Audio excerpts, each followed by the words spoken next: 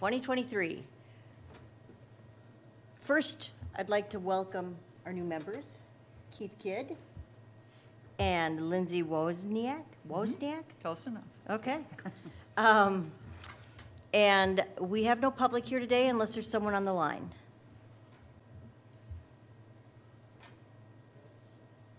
Give it a moment. I guess we're also waiting for Nick. I'm here. Oh, Can you? hi, Nicholas. Hello. Sorry. Okay, we'll just take a deep breath there. A cleansing breath. Oh, there he is.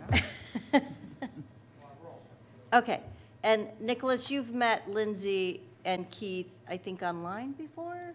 No? I think they were in the public, public comments, I believe, right? Yeah, maybe. Any rate, newest members of the Lancaster County Broadband Authority, and we're thrilled to have you both. The agenda, question? Introducing his background. Oh, I don't have that in front of me. But, Go ahead. Keith and Lindsay, would you like to take a moment, since there's no public here, and introduce yourself and tell us a little bit about yourself? Sure. All right, hi, I'm Keith Kidd. I retired, moved to Lancaster County. For the last 2 years, I've been working on the FCC Critical Networks Infrastructure Project. Prior to that, I was a director in Verizon and ran Verizon Labs, several different instances throughout the US and India. Spent 36 years in telecom doing everything from DSL to video on demand, and then all networks for broadband. Wow. You're going to be very valuable to this board. We'll see. Thank you. And Lindsay, you want to introduce yourself and tell us a little bit about? Yes, What I'm you were doing? Lindsay Wozniak. I moved to Lancaster County in early 2019, and since moved from Whitestone to Irvington, so already moved within the county. And I'm a marketing, advertising, digital specialist. That's what I've done most of my career. I am still working part-time for the company that I'm a part owner in. Hopefully that retirement will happen soon, though. So, but other than that, I think that covers it. Also very valuable, the IT, digital broadband background, so we're thrilled to have you both. Thank you. Yes. All right, we'll move into our agenda. Nicholas, you're up. We need an update on right. the 3 providers. Well, all pretty much good news on all 3. BTS, the 2 updates on the CARES projects. On the fixed wireless project, they are up to 297 customers as of yesterday or today. And that's up from 288 the last time we spoke. And we're just 3 shy of the target 300. So we're a little bit late in getting there, but we are getting there. And I have not received any complaints about BTS's service on the fixed wireless. So I don't know if anybody else has, but I'm assuming it's been, a good service. So, and I have not heard of any disconnects. So if that's all good signs that the service they're providing is stable and good. The smart pole, we still have 1 smart pole in Nutsville down, and that's due to trees, but the other one was up. We haven't done a field verification to make sure that they're all up and the throughputs are good, but it's of the 6 poles, 5 of them are operational. Breeze Line, all construction for the VATI grant is complete, and it's being closed out as we speak. To date, there's 114 new customers that are in service on the new VATI network. It's low, but they're still doing direct mailings, and they're still trying to push for more customers. We have a meeting on June 19th to discuss the VATI 2024 applications for the rest of if there's any other underserved or unserved areas. So I'll give you an update after that on the 19th. And we did have 2 instances where Breeze Line has extended their network from the VATI grant areas using their own internal cash. Their business as usual is that what they call their internal cash funds. And that's Fleets Bay Road, and they captured four addresses on Fleets Bay Road and Blue Water Farm, address on Blue Water Farm Road. So that's good news. And then there's also one more where we kind of had, at the last meeting we discussed it, they installed someone's service in a road that was outside of the VATI area mistakenly. They took the modem out. I finally spoke to him and said it's kind of silly to, you have all the CapEx investment of building down the road and build it into this gentleman's house and not turn it on service. So they finally reversed that decision, and I think they provided him service, and they're also providing services to other residents along that road too, I believe. So that's kind of 2 extensions that were not in the scope of VATI, but Breeze Line ended up doing with their own internal funds. So hopefully on the 19th we'll have a little more information on how to get some of the other areas. All Points Broadband, the make-ready process for fiber attachment to poles, utility poles, is underway. Nearly all the pole attachment applications have been submitted to the utility pole owners, so that process is almost complete. As of yesterday, APB has received a notice to proceed to attach to about 28% of the poles of the applications submitted. So that's a good sign. It's, getting close to a third of the poles they have ready to start attaching and doing work. And on the June 28th, we have a meeting scheduled for the Northern Neck PDC to kind of go over some more of the project and what the status of the rest of the project is. So that's kind of all the updates on the 3 current projects we have going on right now. Any questions? A couple questions about the deployments. So one thing that I was a real positive is that BTS is now showing up on the FCC's broadband map. So it used to be that if you plugged in addresses on Fleets Bay, it said that there was no service. And I think it's great that Breeze Line is serving some of them, but now when you plug in those addresses, 2846 Fleets Bay, for example, it shows that Starlink and BTS serves them.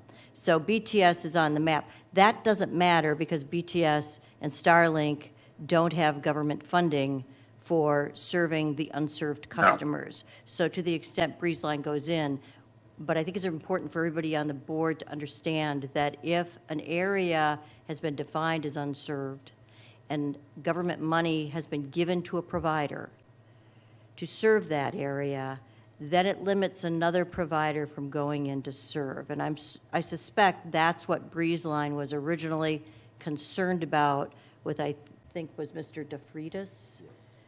Because he Mr. DeFreitas was on the other APB. No, but he was on the other road. I can't something Cove Road. Okay. Quarters Cove Road. Okay. So that one, Mr. DeFreitas is the one they accidentally built into. Right. Okay, so I just keep it in the back of your head if someone's talking about they really want to be part of a government-funded fiber deployment. If they are not considered unserved, that's why they're not part of that program. And so. And the Valley 2024 hopefully will pick up the rest of those areas, the rest of Fleets Bay Road. You anticipated my next question. I noticed that the LCBA, through a letter from the executive director, mentioned that we would be submitting possibly an application. This was late or mid-2022 for 2023. Was there anything submitted, or is that what you're anticipating for 2024? That was with APB, and now this is with Breeze Line. Okay. So Breeze Line, and what happened was, I know on with some other people I know, a lot of VATI grants, it was a small pool, I think it was only $50 million for the 2023 value grants. And now with the BEAD money coming into it, which is a huge pool, I think that there was a lot of grants that weren't approved in 2023 value that they're looking to roll into the 2024 with the BEAD funding. Okay, so that was my last point, just so that everybody is aware.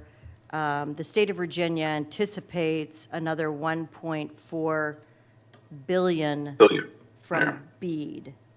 And so if Lancaster County can get some of that through the, public-private partnerships to serve, which is not going to be a lot of people without service, and maybe some sort of, there's a lot of building going on, so that's the other problem here, right?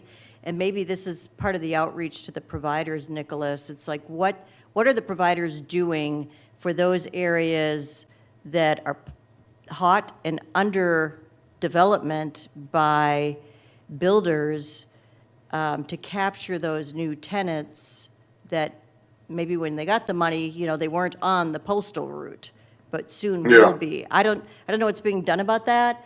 I haven't seen anything out of the Federal Communications Commission, but that might be something that this board wants to bring to the attention of the FCC broadband division of what are they doing and how do we have a pool for that. I mean, eventually it's going to go from unserved to underserved. There's a whole much more money coming, but you can see from the email traffic on Lancova-broadband, I get a lot of emails from people saying, when's it coming to me? And then you go and you check the map, the broadband map. Some of them are popping up now, some of them are not, and some of them are because they're new builds. So. And this is just me speculating. I think we would have seen a lot more network construction to some of these areas because of the growth, but they're holding back because there's, state or federal funds are going to be available, so they don't. Why use their internal cash flow? Sure. Their internal funds when they know these are going to be available. So it's kind of delaying this process a little bit, I think. Sheree, I have one question about what you said, and I think I'm interpreting it in just this way, and I want to make sure I'm correct. If an area is designated as unserved and has received government money for serving it, that prevents another provider from going in with government funding, but they could spend their own money, correct? Correct. Okay.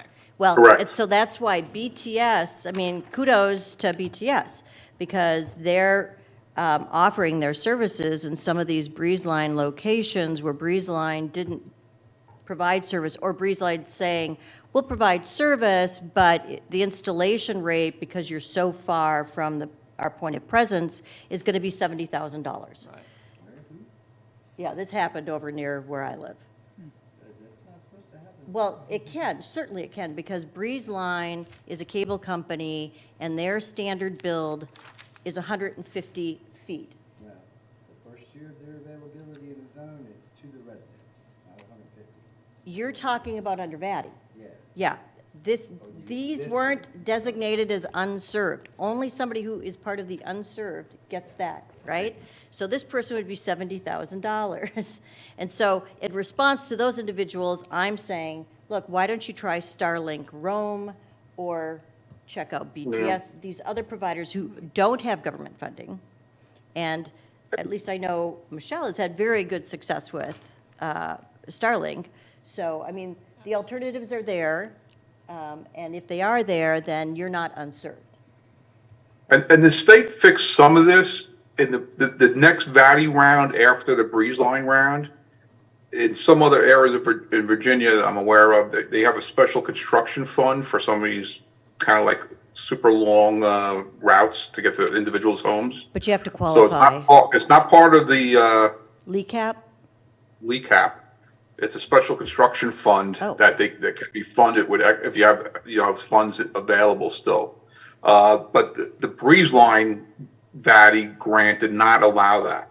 Got it. So that's why that one I tried using, mentioning that to them. They said, no, that wasn't available to them because their VATI grant was the year prior to the one I was talking about. Got it.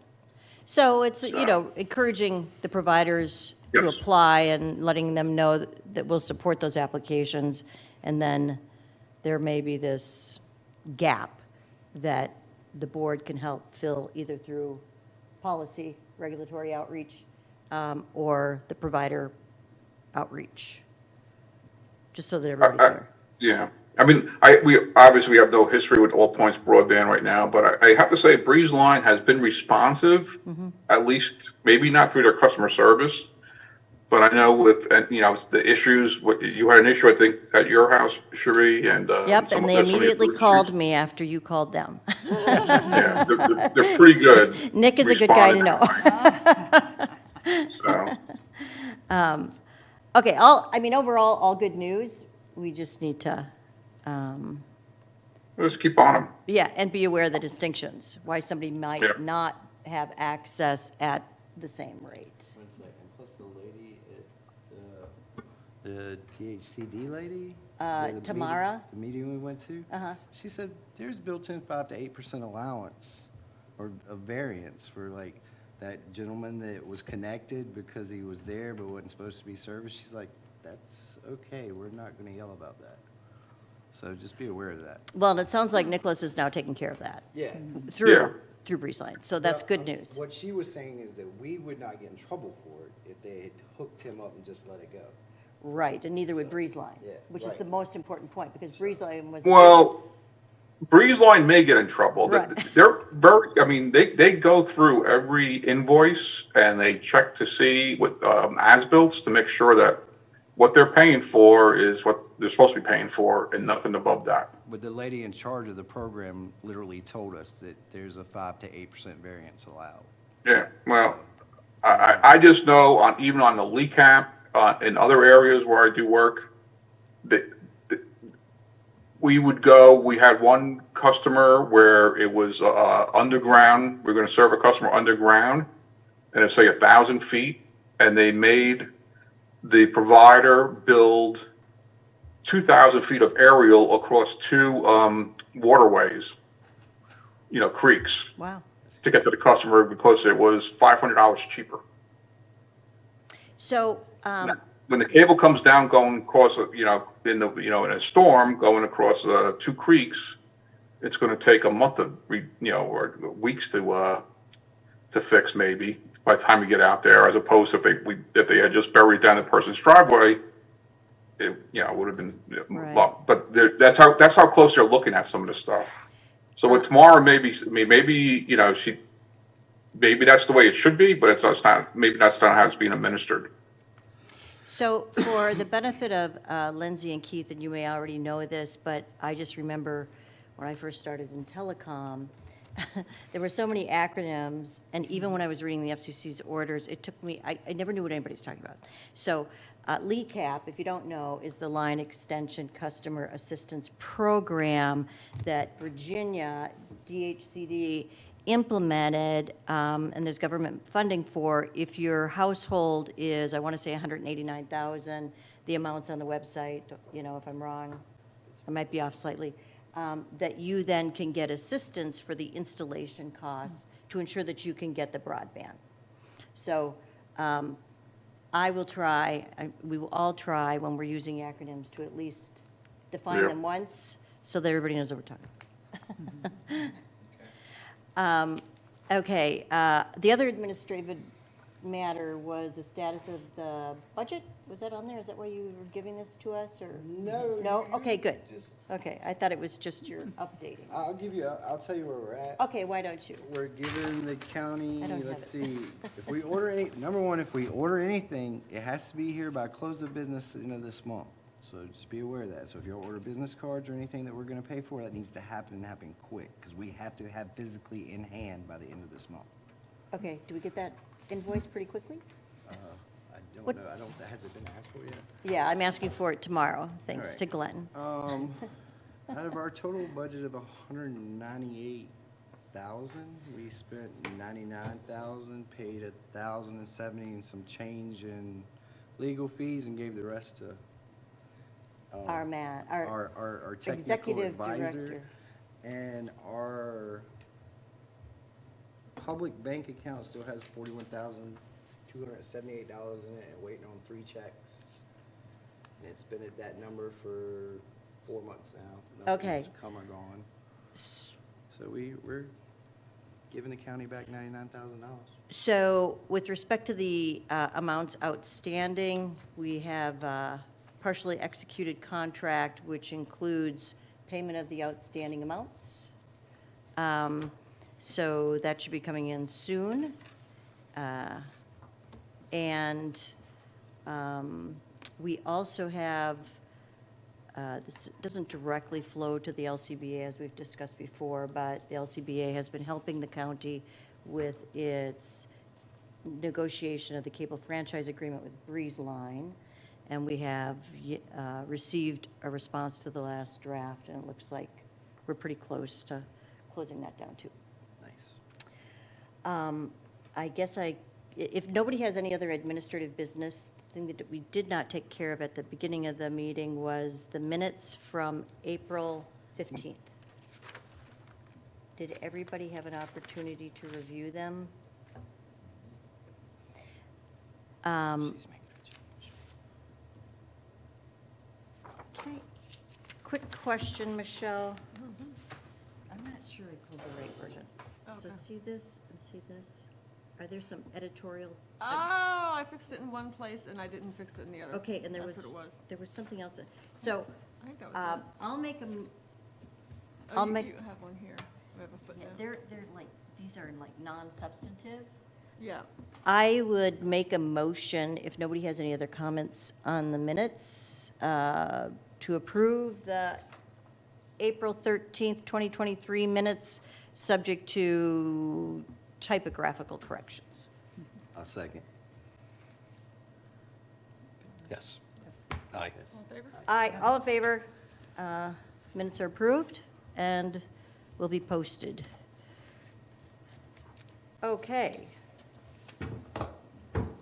Any other business, new business? We had our audits and no bad news. Oh, really? Yeah. That's They just great. finished that this week. Was it this week they finished audit? Or last week? Last week, yeah. So could you just explain to us what the audit encompasses? The county, and in its entirety, including the school system, has independent auditors that come in, go through all our money, make sure it goes where it went, make sure that anything that was purchased was bought on state contract and/or took out for a fair public bid. And then they come back and be like, good job, or no, you messed this up. And all we heard was, bring us your books, and I didn't hear another phone call from them. So usually if they have questions, they call. No news is good news. No news is good news. Okay, so that checks the box on our bylaws regarding the audit, Article 8. Thank you. Every year. Any other discussion points? Okay, You want me to? sure. Make a motion that we adjourn. Second. All in favor? Aye. Aye. Aye. Okay, I said 15, it was 25. Wow, record. As always, thank you, Nick. Thank you, Nicholas. You're welcome, thank you. Thanks, Glenn. Bye-bye. Always look forward to your motion.